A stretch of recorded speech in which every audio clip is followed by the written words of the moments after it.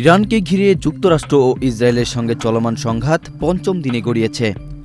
গত ৫ দিনে পাল্টাপাল্টি হামলায় উভয় পক্ষের বহু মানুষ হতাহত হয়েছে।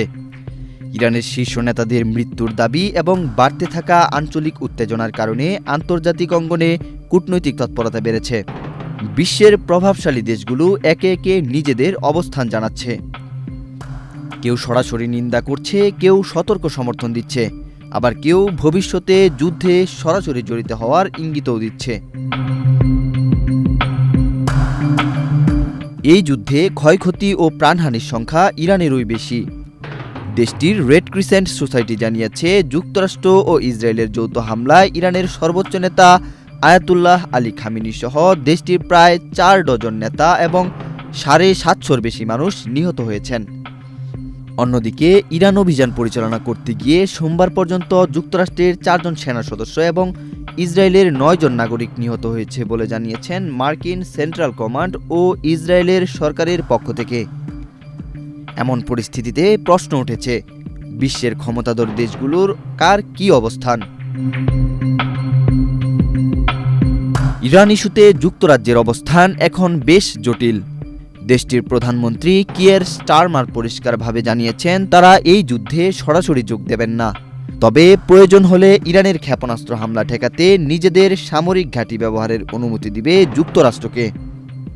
এদিকে সাইপ্রাসের ব্রিটিশ ঘাঁটিতে ড্রোন হামলা হওয়ায় মধ্যপ্রাচ্যে অবস্থানরত ব্রিটিশ নাগরিকদের নিরাপত্তা নিয়ে উদ্বেগ প্রকাশ করেছেন দেশটির প্রতিরক্ষামন্ত্রী জন হিলি। তিনি ইরানের পাল্টা হামলাকে বাদবিচারহীন বলে আখ্যা দিয়েছেন। অন্যদিকে ব্রিটিশ পররাষ্ট্রমন্ত্রী ইভেট কুপার বলেন, ইরান যেসব দেশকে লক্ষ্য করেছে তাদের সবাই সরাসরি যুদ্ধে জড়িত ছিল না, যা তেহরানের বেপরোয়া আচরণের ইঙ্গিত। যুক্তরাষ্ট্র ও ইসরায়েল যেভাবে হামলা চালিয়ে ইরানের সর্বোচ্চ নেতা আয়াতুল্লাহ আলী খামেনিকে হত্যা করেছে তাতে তীব্র নিন্দা জানিয়েছে চীন। চীনের পররাষ্ট্র মন্ত্রণালয়ের বিবৃতিতে সকল পক্ষকে সংযত হয়ে অবিলম্বে সামরিক অভিযান বন্ধ করার আহ্বান জানিয়েছে। বিবৃতিতে যুক্তরাষ্ট্র ও ইসরায়েলের সামরিক অভিযানকে ইরানের সার্বভৌমত্ব ও নিরাপত্তার গুরুতর লঙ্ঘন এবং জাতিসংঘ সনদের নীতি ও আন্তর্জাতিক সম্পর্কের মৌলিক নিয়মের পরিপন্থী বলে উল্লেখ করা হয়েছে। ইরানের উপর হামলার ঘটনায় চীনের মতো রাশিয়াও তীব্র নিন্দা জানিয়েছে।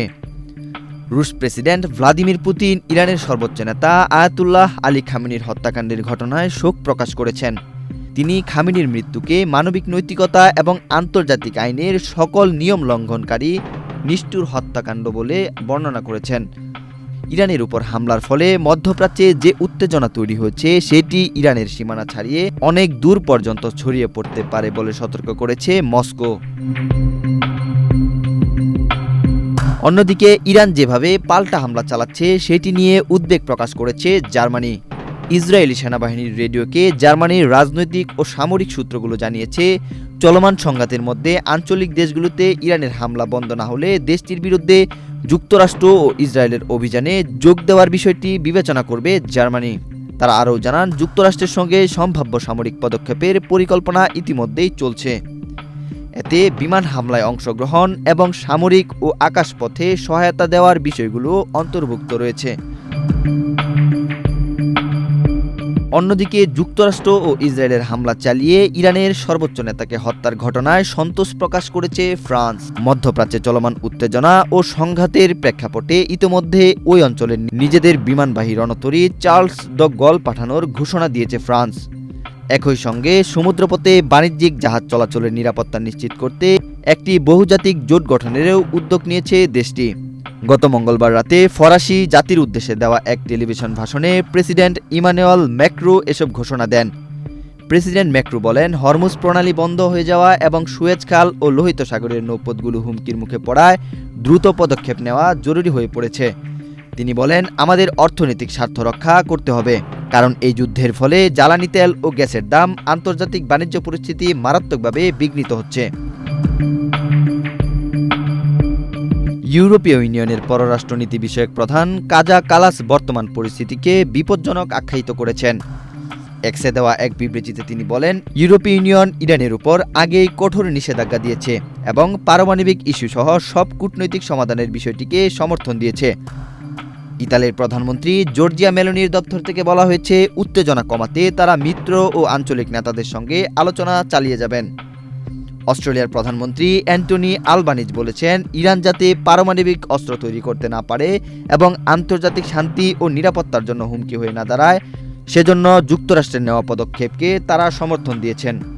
এদিকে জাতিসংঘের মানবাধিকার প্রধান ফলকার টুর্ক সব পক্ষকে শান্ত থাকার আহ্বান জানিয়ে তিনি সবাইকে আলোচনার টেবিলে ফিরে আসার অনুরোধ করেছেন।